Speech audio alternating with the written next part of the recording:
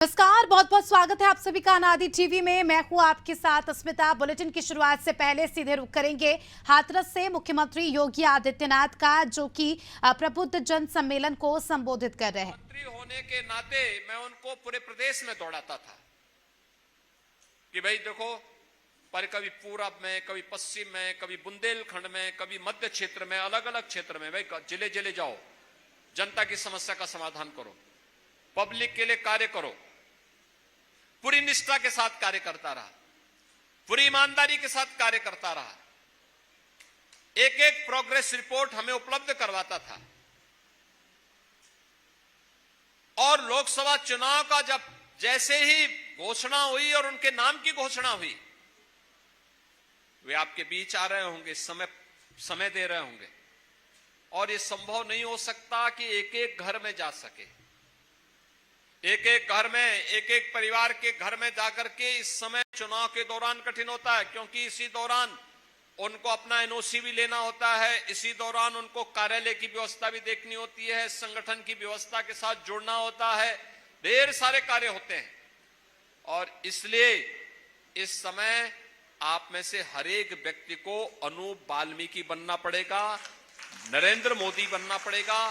जैसे मोदी जी के नेतृत्व में पूरा देश चुनाव लड़ रहा है, ऐसे ही इनके प्रतिनिधि के रूप में घर घर जाना पड़ेगा।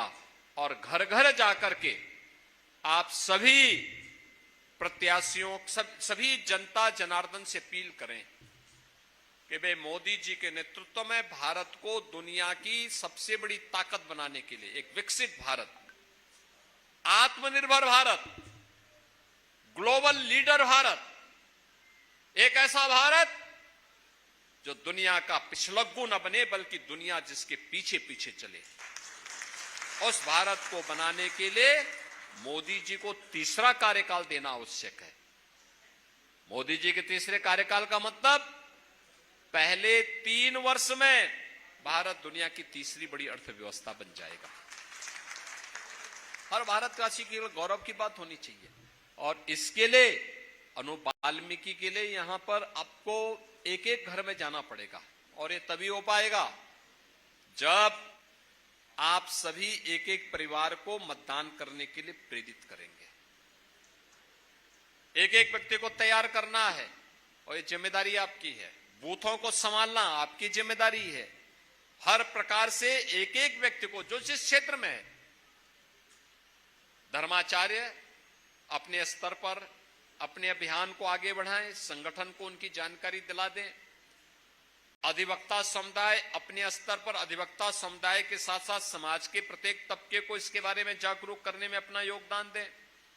शिक्षक समुदाय अपने तरीके से, चिकित्सक समुदाय अपने तरीके से, व्यापारी समुदाय अपने तरीके से, समाज का प्रबुद्ध जन अलग अलग तरीके से अगर इस कार्यक्रम के साथ जुड़ता है, कोई कारण नहीं कि श्री अनूप वाल्मीकि भारी बहुमत से विजयी बनकर के एक नए रिकॉर्ड के साथ देश की संसद में पहुंचेंगे। और देश की संसद में उन्हें पहुंचाने के लिए, आपका आह्वान करने के लिए ही आज मैं हाथरस में आया हूं। मैं आपका अभिनंदन करूंगा कि आपने विधानसभा चुनाव में हमारे सभी विधायक प्रत्याशियों को यहां से विजयी बनाकर के भेजा। मैं आया था उस समय, अंजुला माहौर जी के प्रचार में आया था, वीरेंद्र राणा जी के लिए आया था, छर्रा में भी मैं आया था। और इन सभी प्रत्याशियों के लिए मैंने उस समय अपील करने के लिए मैं आया था। और मैं आपका आभारी हूं कि आपने उस समय अपना आशीर्वाद दिया था, जनता जनार्दन का आशीर्वाद प्राप्त हुआ था। आज प्रदेश में सरकार है। आप मुझे बताओ, प्रदेश में सरकार है तो सुरक्षा का माहौल भी है ना, विकास भी हो रहा है, गरीब कल्याणकारी योजनाएं जमीनी धरातल पर उतरती हुई दिखाई दे रही है, लोगों के मन में एक अपनत्व का भाव है। और देखिए, सरकार आती है तो कैसे कार्य होती है, सबके मन का कार्य कैसे, गरीब को गरीब कल्याणकारी योजनाएं। धर्माचार्यों के लिए क्या चाहिए, उनके लिए चाहिए, पीढ़ियां खप गई और एक ही तमन्ना थी कि अयोध्या में प्रभु राम विराजमान हो जाए। देखा ना, आ गए ना रामलला।